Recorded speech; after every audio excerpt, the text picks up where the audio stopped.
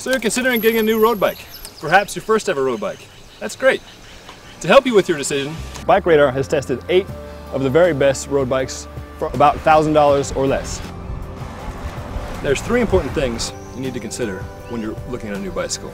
There's fit, there's feel, and there's finish. Fit, your local bike shop should be able to help you get on the right size bike, and they can help you with things like your handlebar height, your stem length, how high your saddle is. For feel, there's a few things involved, and it's all up to your personal preference. Some people like a stiffer bike that's snappier.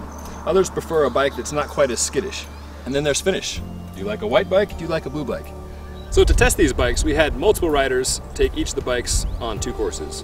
One is up Flagstaff Mountain here, which in the course of just over 6 miles climbs up to about 2,500 feet. That's great for testing the handling. As we descend at high speed through a lot of corners, it's good for testing how the wheels feel climbing. Also testing how the tires feel. There's a lot of similarities in these bikes, but there's also a lot of differences. For all these things, we'll explain the differences and then let you sort out your own decision. Riders in this price range have a very diverse set of needs. At the one end of the spectrum, you have the privateer racer who is looking for a full-on race bike but is on a pretty tight budget. And for those guys, we have the Felt F85.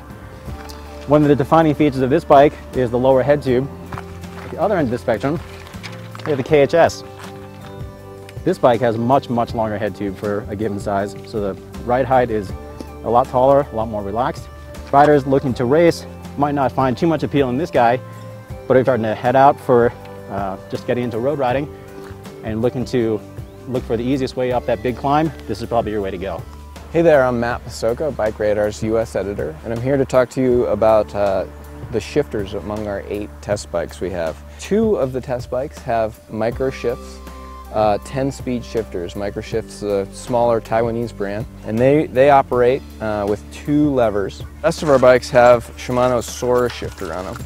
It's a 9-speed system, and instead of having 2 levers on the outer side, you simply push the brake lever over, which pulls the cable and shifts you to an easier gear. While the micro shifters work fairly well from both the tops and the bottoms, I found that I have a lot of trouble downshifting to harder gears. So that's an interesting issue with the Shimano Sora shifter.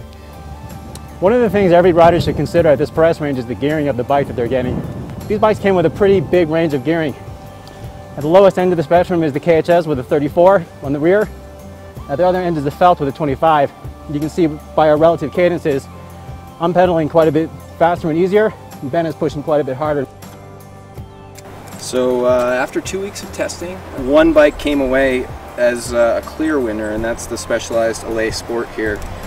Specialized did probably the best job out of all the bikes, putting an entire package together, from the frame and fork, the gearing, to the shifting, and nice, straight, reasonably light wheels.